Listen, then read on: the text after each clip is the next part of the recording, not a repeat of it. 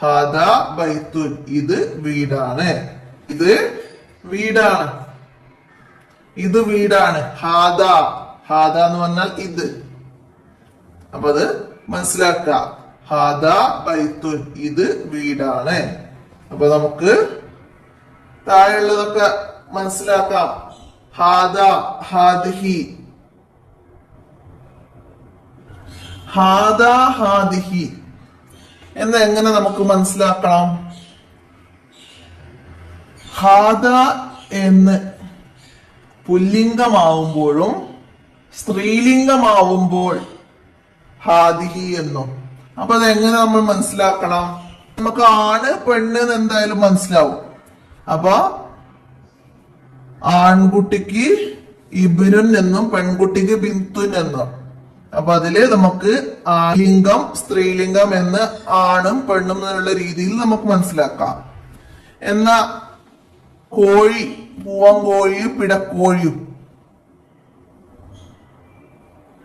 അപ്പൊ അതും അതുപോലെ തന്നെ പുല്ലിംഗം സ്ത്രീലിംഗം. അപ്പോ ഇവിടെ ദജാജത്തുൻ. അപ്പോ ചിത്രങ്ങൾ വരാതെ വരുമ്പോ നമുക്ക് എങ്ങനെ മനസ്സിലാക്കാം എന്നത് നോക്കാം. ദജാജത്തുൻ, ഈ താ വരും അവസാനത്തില്. ഹാ താ എന്ന് നമുക്ക് ഇതിന് പോരാം. ഹാ വരുന്ന താ, ഹാ താ. ദജാജത്തുൻ, ദീക്കുൻ. അപ്പൊ രണ്ടും കോഴിയുടെ പേരാണെന്ന് നമുക്കറിയാം. അപ്പൊ നമ്മള് ചിത്രം ഇല്ലെങ്കിൽ കുട്ടികളായ നിങ്ങൾക്ക് അത് പൂവൻകോഴിയാണോ പിടക്കോഴിയാണോ എന്നൊക്കെ മനസ്സിലാക്കാനൊക്കെ ബുദ്ധിമുട്ടാവും. അപ്പൊ സ്ത്രീലിംഗാണോ പുല്ലിംഗാണോ എന്നൊക്കെ നോക്കണമെങ്കിൽ നമുക്ക് ഈ താ വന്ന വേർഡ്സുകളൊക്കെ സ്ത്രീലിംഗാണെന്ന് മനസ്സിലാക്കാം. അവസാനത്തിൽ താ വരുന്നതൊക്കെ സ്ത്രീലിംഗാണ്. അപ്പൊ അതിന് ഹാദിഹി എന്ന് ചേർത്തിട്ട് വേണം എഴുതാനെന്നുള്ളത് നിങ്ങൾ മനസ്സിലാക്കുക. മനസ്സിലായോ? ഹാദിഹി. അപ്പൊ താ വരുന്നതിനൊക്കെ ഹാദിഹി കൊടുക്കുക. ഇവിടെ താ വരുന്നില്ല. അതാ രീതിയിൽ നിങ്ങൾ മനസ്സിലാക്കുക. അപ്പൊ നമുക്ക് പറയുമ്പോ സ്ത്രീലിംഗം പുല്ലിംഗം എന്നാണ്. അപ്പൊ ഇവിടെ ഹാദ ഇബ്നുൻ, ഹാദ ഇബ്നുൻ. ഇബ്നുൻ എന്ന് പറഞ്ഞാല് കുട്ടി. ഹാദ ഇബ്നുൻ, ആൺകുട്ടി. അപ്പൊ നമുക്ക് ഇത് ആൺകുട്ടിയാണ്. അപ്പൊ അത് മകൻ മകൾ എന്ന രീതിയിൽ നമുക്ക് മനസ്സിലാക്കാം. അപ്പൊ ഹാദ ഇബ്നുൻ, ഇത് മകനാണ്. ഹാദ ഇബ്നുൻ, ഇത് മകനാണ്. ഹാദിഹി ബിന്തുൻ, ഇത് മകളാണ്. ഹാദിഹി ബിന്തുൻ, ഇത് മകളാണ്. ഇത് പെൺകുട്ടിയാണ് എന്നൊക്കെ നമുക്ക് പറയാം. അപ്പൊ അതുപോലെ ഇത് മകനാണ്, ഇത് ആൺകുട്ടിയാണ്. കാരണം നമ്മൾ ഉച്ചരിക്കുന്ന പറയുന്ന രീതി പോലെയാണ്. മകൻ, മകൾ, ആൺകുട്ടി, പെൺകുട്ടി എന്നൊക്കെ പറയില്ല. അപ്പൊ അതുപോലെ മനസ്സിലാക്കാം. ഇനി അടുത്തതാ ഹാദാ ദീക്കുൻ, ഇത് പൂവൻകോഴിയാണ്. ഹാദാ ദീക്കുൻ, ഇത് പൂവൻകോഴിയാണ്. ഹാദിഹി ദജാജത്തുൻ, ഹാദിഹി ദജാജത്തുൻ, ഇത് പിടക്കോഴിയാണ്. ഇത് പിടക്കോഴിയാണ്. അടുത്തതാ ഹാദാ ബൈത്തുൻ, ഹാദാ ബൈത്തുൻ, ഇത് വീടാണ്. ബൈത്തുൻ, വീട്. ഹാദിഹി ബക്കറത്തുൻ, ഹാദിഹി ബക്കറത്തുൻ, ഇത് പശുവാണ്. പശു, ഇത് പശുവാണ്. അപ്പൊ അതങ്ങനെ മനസ്സിലാക്കാം.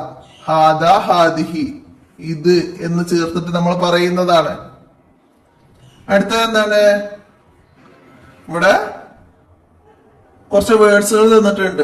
ഹയ്യാ നിക്റവ്, വരൂ നമുക്ക് വായിക്കാം എന്നാണ്. ഹയ്യാ നിക്റവ്, വരൂ നമുക്ക് വായിക്കാം.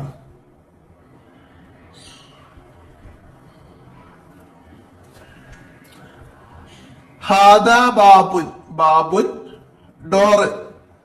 അപ്പോ ഹാദ ചേർത്ത് കൊടുത്ത് നമ്മൾ വായിച്ചു അല്ലെ. അപ്പൊ ഷജറത്തുന് താ വന്നിട്ടുണ്ട്. അപ്പൊ നമുക്ക് അതിന് ഹാദിഹി ചേർക്കാം. ഷജറത്തുൻ, മരം, ഇത് മരമാണ്. ഹാദാ ബാബുൻ ഇത് വാതിലാണ്, ഡോറ്, ഇത് വാതിലാണ്. ഹാദിഹി ഷജറത്തുൻ ഇത് മരമാണ്. ഹാദാ കുർസിയുൻ ഇത് ചെയറാണ്, കസേര. കുർസിയുൻ ഹാദാ കുർസിയുൻ. ഹാദിഹി സയ്യാറത്തുൻ സയ്യാറത്തുൻ വന്നിട്ടുണ്ട്. അപ്പോ ഇത് കാറാണ്. ഹാദിഹി ഹാദിഹി സയ്യാറത്തുൻ. അപ്പൊ അത് മനസ്സിലാക്ക. ഹാദായും ഹാദിയും വരുന്നത് ചിത്രങ്ങളൊന്നും ഇല്ലെങ്കിൽ നമുക്ക് ഇങ്ങനെ മനസ്സിലാക്കാം. ഇത് വന്നിടത്ത് ഹാദിഹി എന്ന് എഴുതാം, അതില്ലാത്തടത്ത് ഹാദ എന്ന് എഴുതുന്ന രീതി കുട്ടികൾക്ക് മനസ്സിലാക്കി കൊടുക്കാം. ഇനി നക്തുബ് എഴുതാം. പശു, പശുവിന് എന്തായിരുന്നു നമ്മൾ പറഞ്ഞത്? ഹാദിഹി ബക്കറത്തുൻ ഹാദിഹി ബക്കറത്തുൻ. അപ്പൊ അവിടെ ചിത്രത്തിൽ നമ്മൾ ആദ്യം പഠിച്ചെടുത്ത് നോക്കിയിട്ട് എഴുതുക. ഹാദിഹി ബക്കറത്തുൻ. അപ്പൊ ദീക്കുൻ പൂവമ്പോഴേക്ക് ഹാദാ ദീക്കുൻ. ഹാദാ ഹാദാ എന്നത് നമുക്കിവിടെ എഴുതി കൊടുക്കാം.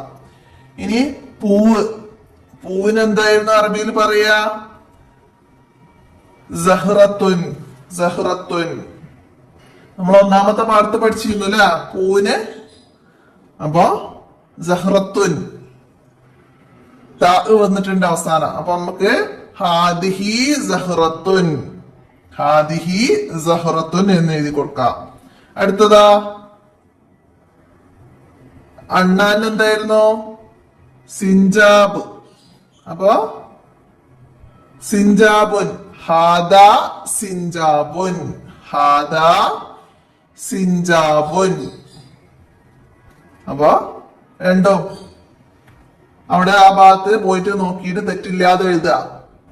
ഇവിടെ അന സഹറത്ത് എന്നുള്ളത് നമുക്കവിടെ ഹാദിഹി സഹറത്ത് എന്നാക്കിയിട്ട് അവിടേക്ക് എഴുതാം. പിന്നെ അന സിഞ്ചാബ് എന്നുള്ളത് ഹാദാ സിഞ്ചാബുൻ ഹാദാ സിഞ്ചാബുൻ എന്നാക്കിയിട്ട് തെറ്റില്ലാതെ അവിടേക്ക് എഴുതുക. അപ്പൊ അത് അങ്ങനെ പൂർത്തിയാക്കാം. അടുത്തത് എന്താണ്? നക്റഉ മിനൽ ഖുർആന്. ഖുർആനിലെ ഹാദ ഹാദിഹി വന്ന രണ്ട് ആയത്തിലെ വേർഡ്സുകളാണ് ഇവിടെ തന്നത്. ഇന്ന ഹാദിഹി തദ്കിറത്തൻ ഇന്ന ഹാദിഹി തദ്കിറത്തൻ ഇന്ന ഹാദിഹി തദ്കിറത്തൻ. അപ്പൊ ഇവിടെ ഹാദിഹി വന്നു. എന്താണ്? അവസാനത്തില് ത വന്നിട്ടുണ്ട്. മനസ്സിലാക്ക. ഇന്ന ഹാദിഹി തദ്കിറത്തുൻ. അപ്പൊ നമുക്ക് വായിക്കാം. എന്താണ് അതിന്റെ അർത്ഥം എന്നൊന്ന് മനസ്സിലാക്കാനാണ് കേട്ടോ, അല്ലാതെ നിങ്ങൾക്ക് പഠിക്കാനൊന്നുള്ളതല്ല അതിന്റെ അർത്ഥം. തീർച്ചയായും ഇത് ഉത്ബോധനമാണ്. തീർച്ചയായും ഇത് ഉത്ബോധനമാണ്. അടുത്തതാ ഫൽയഅ്ബുദൂ റബ്ബ ഹാദൽ ബൈത്ത് ഹാദൽ ബൈത്ത്. മനസ്സിലാക്ക. ബൈത്ത് ഹാദൽ ബൈത്ത് ഹാദ വന്നു. അപ്പൊ എന്താണ്? അവർ ഈ വീടിന്റെ നാഥനെ ആരാധിക്കട്ടെ. ഈ വീട് എന്ന് ഉദ്ദേശിച്ചത് ഇവിടെ കഅബയാണ്. അവർ ഈ വീടിന്റെ നാഥനെ ആരാധിക്കട്ടെ. അപ്പൊ അത് മനസ്സിലാക്കാം. അത് മനസ്സിലാക്കിയാ മതി. അടുത്തത് എന്താണ്? ഹയ്യ നൻഷൽ. വരൂ നമുക്ക് കോപ്പി എഴുതി പരിശീലിക്കാം. അപ്പൊ ഇവിടെ ഹാദ ഹാദിഹി എന്നത് തന്നിട്ടുണ്ട്. അപ്പൊ അതിന്റെ മുകളിലൂടെ എഴുതി ബാക്കി ഇവിടേക്ക് കംപ്ലീറ്റ് എഴുതുക. അപ്പൊ ഇത് എഴുതുമ്പോ വെറുതെ കോപ്പി എഴുതി കംപ്ലീറ്റ് ആക്കിയാൽ മാത്രം പോരാ, എന്തുകൂടി മനസ്സിലാക്കണം എഴുതുമ്പം. കോപ്പി എഴുതുമ്പം ഓരോ ആയത്തിന്റെയും ആകൃതി നിരീക്ഷിച്ച് വേണം എഴുതി പഠിക്കാൻ. ദാല് വന്നതും ദാല് ചേർത്ത് എഴുതുമ്പം വരുന്ന രീതിയൊക്കെ നന്നായി മനസ്സിലാക്കി ഇവിടെ പുള്ളിടണം എന്നൊക്കെ മനസ്സിലാക്കി അതിന്റെ കൂടെ നമുക്ക് മറ്റു റഫിലേക്കൊക്കെ എഴുതി ഇതുപോലെ പഠിക്കാം. ഹാദ ഹാദിഹി എന്നതൊക്കെ. പിന്നെ അതുപോലെ തന്നെ നമുക്ക് ഖുർആനിൽ ഹാദ ഹാദിഹി എന്നൊക്കെ വന്നതൊക്കെ നമ്മള് ഖുർആനിൽ കണ്ടെത്തി മനസ്സിലാക്കാം. ഹാദ വന്നതും ഹാദിഹി വന്നതൊക്കെ മനസ്സിലാക്കി പരിശീലിക്കാം. അപ്പൊ അങ്ങനെയൊക്കെയാണ് ഇത്രയാണ് ഈ പാഠത്തില് പഠിക്കാനും മനസ്സിലാക്കാനും ഉള്ളത്.